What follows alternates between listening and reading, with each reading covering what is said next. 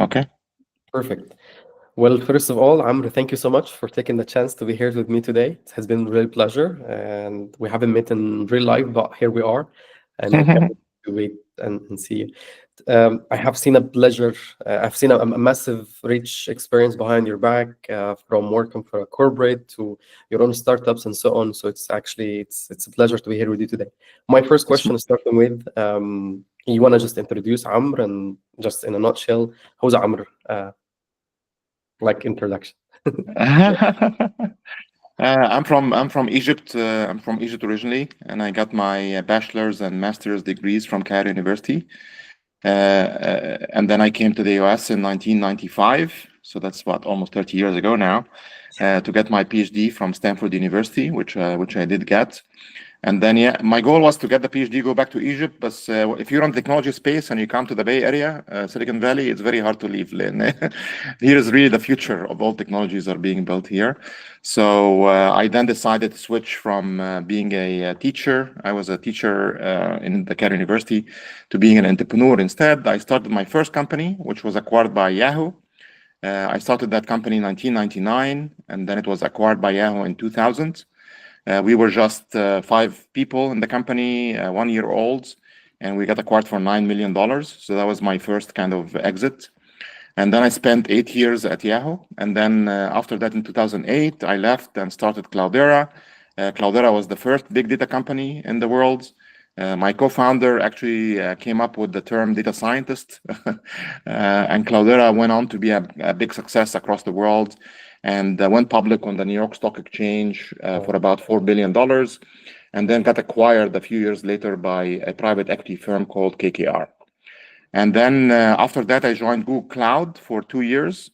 I was vice president of developer relations at Google Cloud, and then left them about 3 years ago to start Vectara, where I am right now as founder and CEO. Amazing, amazing. I think this is really very inspiring for young entrepreneurs, for people who aspire to be something great like yourself, and especially you're born in Cairo. So this is reflect a lot of struggle in the beginning, the hard way. You were not born in America, so I think the transitioning between Egypt and America has been a bit of a tough journey.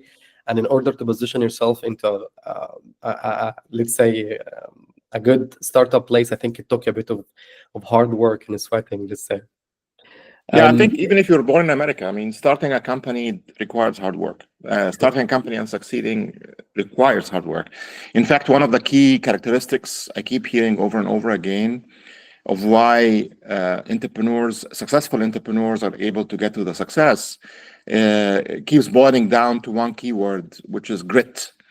And grit is really the combination of two things. It's the combination of perseverance, like you're going to keep working hard even in the face of lots of obstacles and hardships. You're going to fall down, stand up, dust off the dust, and keep growing. And then the other thing that grit requires is passion, is you love what you're doing. Like that's why when you fall down, you stand up again, is because you love what you're doing. It's not affecting your motivation or desire to finish because of that love and passion that you have for it. So grit, always have grit. Yeah. Love the word. Love the word. Thank you so much. So, as you said, I've prepared some questioning. So that experience of transitioning between corporate roles and startups, how did you feel through this?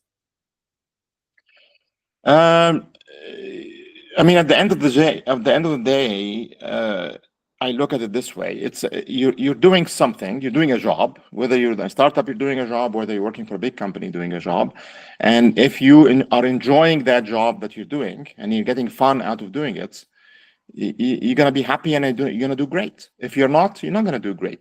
So whenever I left startups to join big companies, and I left big companies to join startups, and usually whenever that happens, it's happening because now it's a point where the job changed enough that now I'm not enjoying it anymore. I want to do something differently. So that's my advice always to people: is focus, number one, on, are you doing this job and getting satisfaction from it at the same time, or are you just doing it for the money?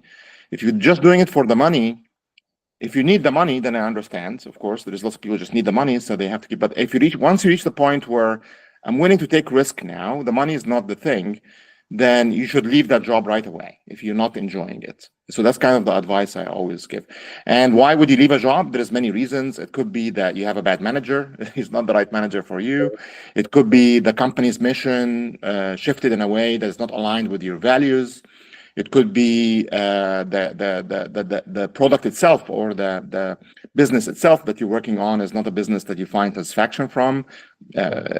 Yeah, et cetera, et cetera. So that's kind of my advice. I don't separate between them. I think to succeed in startups or succeed in the corporate world, it's the same skill set. It's you are because of how much you enjoy what you're doing, and because of how much passion you have for it, you're gonna be 2 or 3 levels above everybody else around you in terms of how much you're achieving, and those around you will see that, and they will promote you, and they either promote you if you're in the corporate ladder, or they will give you more investments to build more things if you're in the entrepreneur world. That's how I look at it. Yeah. Indeed, and I love how you phrase it, to be honest.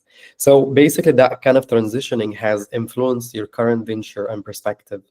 Obviously, going back and forward between startups and corporate. So you said in both scenarios, you have to love what you do and you have to do with passion. And I'm 100% believer. And I love the grit word. The more you grit, the more you hustle, the more you. Yeah. So how did that actually shape your current perspective in Vectara now and taking decisions and shaping the future of Vectara? How did that affect it? I mean, the lessons I learned from my career. I mean, I've been working for like 30 years right now, startups and big companies, is one of the number one reasons why your project will fail or things are not going to work out is going to be the people. Like if you don't have the right people in place, meaning the people that are doing it because they all believe in it as well, they're not just doing it because they want to get a paycheck at the end of the month, then that's going to be the reason why you succeed or fail, compared to another group within a company or compared to another startup that you're competing with or whatever. So the number one thing I focus and pay a lot of attention to is the people. And people is more than just who you're hiring and who you're firing. People is also the culture. How is everybody working together? How do you motivate them within the company? How do you reward the right behaviors when it's matching with the culture? How you kind of punish the bad behaviors when it's going against the culture? And so I pay a lot of attention to that. Like right now in Vectara, I would say 60% of my time goes towards that, like interviewing every single person joining us. We're still small, we're 50 people right now. So I meet with everybody before they join the company to make sure that they are the right, not just the right skill set that we need, but the right kind of culture that we need. And then I keep an eye on them very closely in the first 3 months, 6 months that are with us to see that they're truly delivering on that. They weren't just good at the interview, selling me on it. They're actually working in that way. So that's the number one thing by far. Number two is and that's advice I give to a lot of entrepreneurs, is don't fall for technology. Like technology is cool, but you have to always remind yourself that technology at the end of the day is a means to an end. It's not the end. The end is not the technology. The end is what you're going to do with that technology. What problem are you going to solve with that technology? So always start with the problem first. So always go back to first principles of why am I doing this? Like, why am I building this new feature? Why am I building this new product? And how that is going to make my customers happier or more productive, or always be thinking that way. Never start with the technology and go backwards. Always start with the problem and the customer and go back to the technology from there. So that's kind of the second thing. And third thing is, and this is now difference between big corporate and between small startups, is agility, right? So at a big corporate, it's harder to take risks because already there's lots of things in place and there's lots of stakes. But when you're starting a new company from scratch, you should take risks. You should try new things. You should try 100 new things and see which ones stick and which ones don't. I heard this great quote from Mark Andreessen recently giving a talk, and he was saying there is no silver bullets to make a company succeed. There is no silver bullets, meaning one good thing you do and it works. No, there's lots of lead bullets. You have to fire lots of lead bullets, and you have to learn which ones are working, and you keep doing them, and which ones are not, and you stop doing them. And by doing that very quickly, that's how you win. Love it. And I think it's this comes to the point where the more you expose yourself in different areas, I think it's you get more exposure again to different technology, or you invent different things. And again, the winning card or the winning horse at the end of the day, or winning horses, you use them towards the progress of Vectara. I love it. Yeah, Okay. but to just amend that last statement as well, and focus is also important. So Yeah. yes, there's going to be many silver lead bullets, but focusing on the right bullets once you find them is very, very key. If you keep doing 100 different lead bullets, then you're a small company, you have limited resources. You're not going to be able to make a dent against the big companies, right? So once you find what's working, you really want to double down and focus on that. Yeah. Love it. Love the focus area. Amazing. Okay, taking us from the startup or the the corporate world, this is really one question that it's really beautiful because I'm a big believer into it's always nice to help people in order to succeed. So Amr, you're doing great in your own. So I'm sure you do a lot of things to support young entrepreneurs. You stand beside them, Yeah. and this is what makes impact. So how can we create a supportive community for entrepreneurs from minority backgrounds or different backgrounds? That's an excellent question. When you look at the Silicon Valley and what made the Silicon Valley succeed, there is many factors like great universities like Stanford and Berkeley, great VCs that are willing to give you money and are totally fine with losing all of their money because they know that one of the 10 of they invest in will succeed. Great entrepreneurs that are willing to leave a great job at Google to start a company. There is really very, very nice key factors there. But one of the best factors that we have here in Silicon Valley is exactly what you just said. There is so many people willing to pay it forward. There's so many people willing to give help and advice to others. And not just once they succeed, they go away, buy an island in Hawaii, and then you never see them again. No. Most of the entrepreneurs here, you see them paying it forward. And one of my favorite stories is Steve Jobs when he was 13 years old, only 13 years old. He called up on the phone. Back then there was phones. There was not mobile phones yet with the wires, right? The landlines. He called up the CEO for Hewlett Packard, who was an entrepreneur himself and were doing well. The CEO answered the phone. That's number one. He answered the phone. Number two, he didn't get dismayed that this 13-year-old is calling me. No, he actually heard him out. And Steve Jobs told him, "I'm trying to build the company. I'm trying to build a computer. I would like to get some chips." And they said, "Okay, come here." They gave him an internship at the company. They gave him the chips and they helped him build that first prototype that he was building. And if it wasn't for that, we wouldn't have Apple today. So that made it clear in my mind that one of the best ways to help the world is to help each other. Like once we succeed, not just take our success and run away. No, we have to help each other. So you're really a believer in that payback. And it makes you great as well because seeing someone succeeding after you're giving them advices or giving him a piece of small loot or mentoring or satisfaction of that is huge. Yeah. You get more satisfaction from that. Like there's lots of research studies that show you that one of the best ways to feel content and happy in life is how much good change you were able to bring in the world through helping others. Like that is a very common theme. So that's my advice here as well. Yeah, I love it. That's perfect. Great. This is a lovely, perfect answer, and I'm a big believer in this too. And the fact that you allowed me today to talk, obviously your busy schedule and everything. So I'm grateful for the time we're spending together, and hopefully more to come. So yeah, back to AI. AI has been like a field of innovation for decades, but the advent of generative AI 2 years ago has generated a significant buzz and hype. How do you envision the future of this technology? So again, I'll go back to what I said earlier, is technology is a means to an end. It's not the end in itself. AI is definitely an amazing technology that will allow us to solve so many problems. And my advice to anybody in this space is now look at that and see what problems can you solve with it. So don't get excited by AI for AI's sake. Get excited by what AI can do.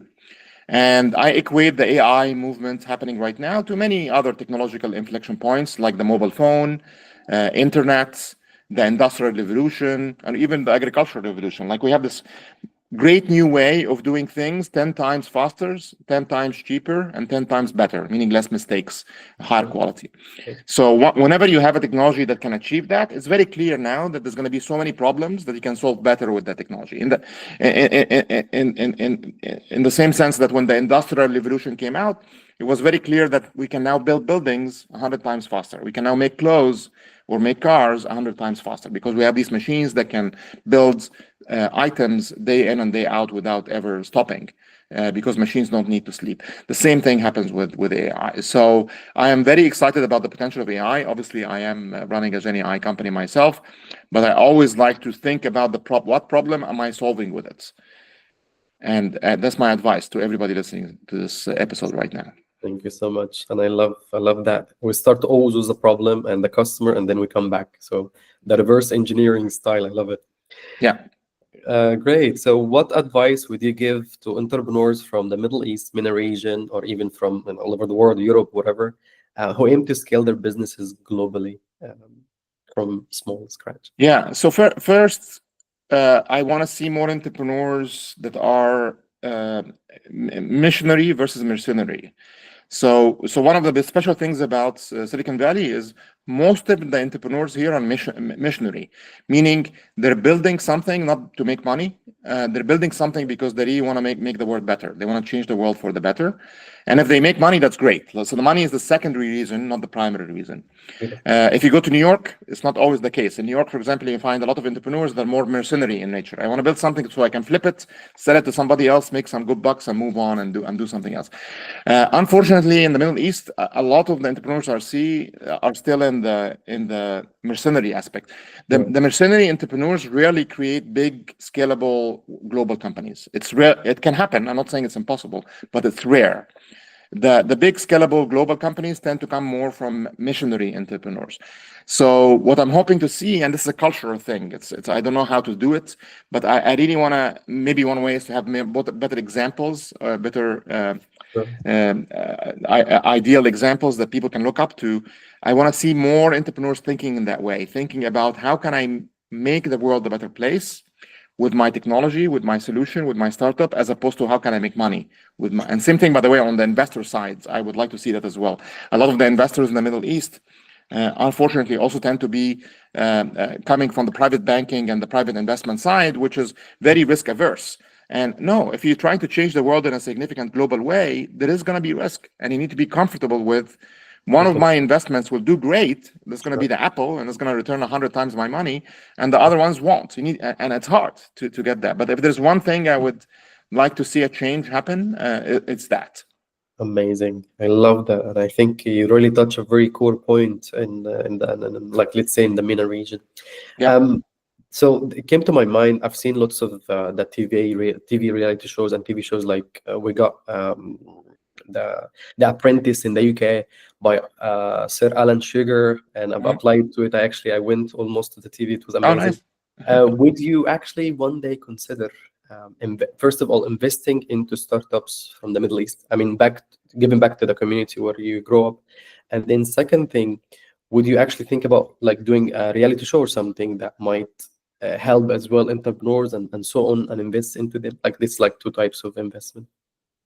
Yeah, I mean, I've done both of these things. So there was a show in Egypt called El Forza, The Chance, Yep. and I did show up in that show. And the goal of the show was to pick some winning startups, and then the show had a prize that they would invest in these startups from that prize. So we weren't. It wasn't like Shark Tank. We're investing ourselves. But during the show, I did see a couple of entrepreneurs where I could see that this is a missionary entrepreneur. This is an entrepreneur solving a problem, and they're really focused on changing the world in a positive way. And I invested in them. So I'll mention two of them right now. One is called Medix. And Medix, I invested in them based in Egypt. They are trying to help with all of the pharmaceuticals, all the drugs. After we use them, they expire. It's a problem how to get rid of them. So they're working on how to make it easier for people to get rid of expired drugs. And then another company I invested in as well that was in that show was called Atlana. And Atlana, what they do is they have something like Uber to fix your car. You just call them up and they send somebody, picks up your car, fixes your car for you and brings it back, which I think is a great problem. And same thing, the entrepreneur, both of these entrepreneurs, like I could see it in their eyes. They're not just doing it for the money. They really care about the problem. They want to solve that problem. So yes, I am doing these things. There is more things coming. I cannot share them yet in your show, but you will see more things come over the next couple of years. Yeah. Amazing. And I'm glad to hear that. So one of the questions, well, and how do you view the recent surge in entrepreneurship across the Middle East, This is first of all, how do you see the startup scene going from your own point of view? And continuing this question, if possible for the region, can we develop or replicate Silicon Valley one day somewhere in the region? Yeah, if we say we can't, then we can't. So I'm also a very strong believer in positive thinking. So you always have to think, yes, we can.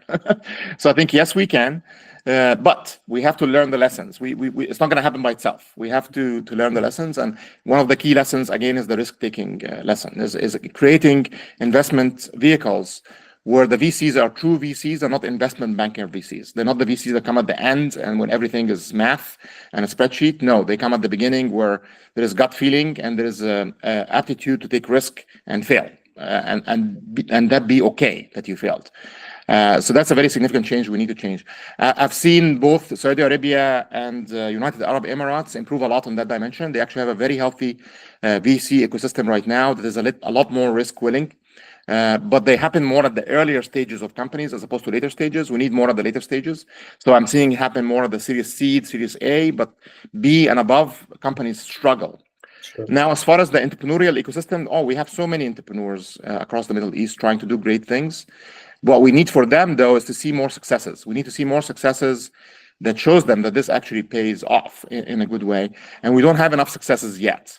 There is a bunch in the pipeline coming up. Like one of the companies I was on the board of that should be going IPO, hopefully soon, is a company called Uniphonic based in Saudi Arabia. So we need more examples like that, like these companies that truly started in the Middle East and became global, and the product went in many other countries and started to do very, very well. The more we have of these examples of companies that succeeded, the more now investors will be willing to take the risk. The more entrepreneurs now will be willing to live big paid jobs at big companies to start companies. So what we're missing right now, like the most important ingredient for us in the next 5-10 years is these examples of successes that either get acquired by big companies or go public in the stock exchange. Amazing. Thank you so much. But you mentioned a bit of the cultural factors and you wish to see a bit of a change into, I would call it the global mindset. I think that would reflect on the VCs, would reflect on the entrepreneurs themselves to be more mission focused than money or material focused. Do you see this coming, or will it actually take like 10 years ahead, or do you think gradually? No, I see it coming. It's a journey. It takes time, and we need to be patient. Again, people think Silicon Valley was built overnight. No, Silicon Valley was built over hundreds of years. Like the very first Silicon Valley kind of example is the Stanford. The guy that made Stanford University, he was a very famous entrepreneur that created the railroad that connected the East Coast with the West Coast. And that was back, I can't remember now, like 150 years ago or something. Wow. And then he took that money, again, to show this culture of giving back. He could have taken that money and went away. No, he took all of that money and created Stanford University, which became the seed that then created HP. And HP was 80 years ago now, right? So it took Silicon Valley, I would took 100 years to came into place. Right. Now we can do it faster. It's not going to take 100 years though, because if people hear 100 years, they might get discouraged. I think we can do it faster, but it's not going to happen in 5 years. It's not going to happen in 10 years, maybe 30 years. And the good news is I'm seeing the signs. I'm seeing excellent signs of that journey starting to take place. That's amazing, and that's very promising for young entrepreneurs as well. What about Europe? Where do you think is a healthy ecosystem in Europe to execute your own startup or start, or where in Europe do you think is really valid from your own point of view? So it depends. So Europe also, by the way, like the Middle East, tends to be very risk averse, unfortunately. And some of them also have very strict labor laws that make it very hard to fire people, which actually is not good for startups. Because as I said, startups, one of the key reasons why you're going to fail is if you have somebody who's not fitting with the rest of the team. And I can't afford that. When I'm 10 people and I have one of my people is not fitting, not only is my productivity lost 10%, which is from that one person, it's going to be more than 10% because that one person now is going to make all the other 9 not work as hard. Sure. So I'm hoping to see Europe change on that front. But the key markets in Europe where they do have very good entrepreneurial culture, of course, London in the UK is really up there. Berlin in Germany is doing very, very well. And then other countries like France is trying, but France is very strict on the labor side, so that's affecting them a bit. Italy is trying, Spain is trying. So I'm seeing I'm seeing all of these other countries fall more like in the MENA category where they're trying, but they're not there yet. However, there is early good indicators that they are trying and there is hope. Like I wouldn't give up. Yeah. That's great. And I think it's you mentioned a lot of insights that really you touch the labor laws, you touch a lot of things, which is actually 100% spot on. Um, so how important is it to find a co-founder, and what Very, kind of yeah, very characteristics important. you like? What kind of skill set, what kind of mentality you like to that person to have to be your co-founder? You just need to find somebody who has grit, like you have grit, because that it doesn't matter what they're going to be doing. It really doesn't matter if they complete you. They could be doing the exact same things you're doing.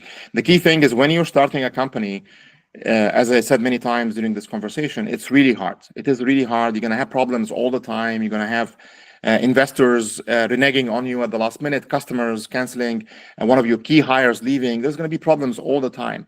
And that's a lot to share by yourself. Like that's a lot of load to share just by one person. So it helps a lot if you have another person with you in the company working just as hard as you are working. And then you can vent to each other about the problems because you don't want to vent to the employees. If you vent to the employees, you're going to demoralize them. Sure. If you vent to your investors, you're going to scare them.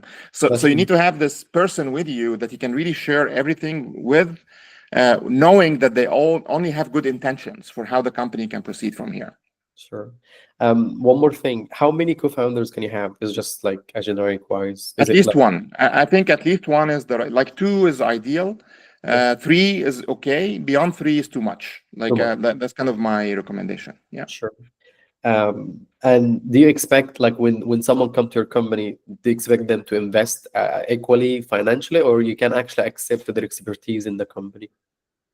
No, they don't have to invest at all, actually. Sure. There's many different setups for how companies get structured, but requiring them to invest is not because at the end of the day, they're investing their time.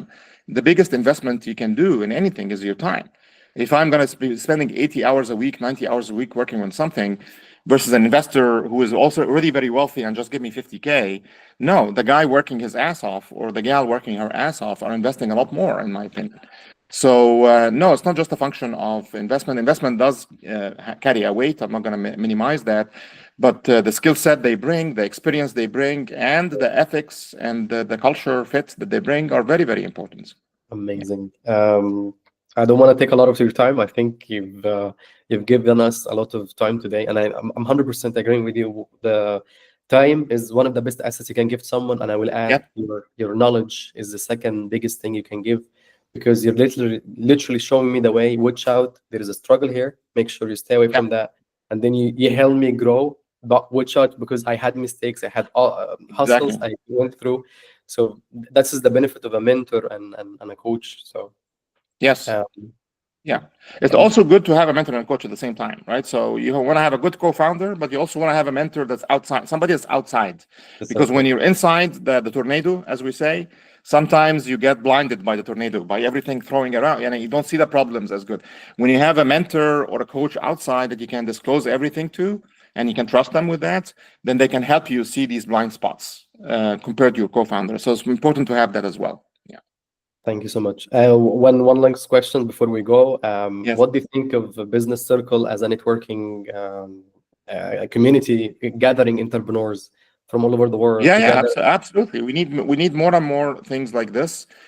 We learn, as you said, we learn from our mistakes, and the more people that we're connected to, the more we'll hear about mistakes we should not be doing. So having like we have a number of these business circles here in the Bay Area, and I call them therapy groups. That's where you go in and you can share what's going on, and you have like-minded people that can help you understand and recover from whatever obstacle you're facing right now. So highly, highly recommend the business circle. Yeah. Really appreciate it. And we hope to see you soon in Europe, and then we can have a bit of face-to-face interview here in Yes. Venice.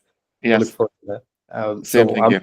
Thank you so much. It's been a pleasure. And I can't wait to My have a pleasure. meeting with yourself and come to it. Same Perfect. thing here. All right, Amr. Thank you so much. شكرا على الوقت الجميل. العفو يا سيدي. And Yeah. thank you. All right. Thank you.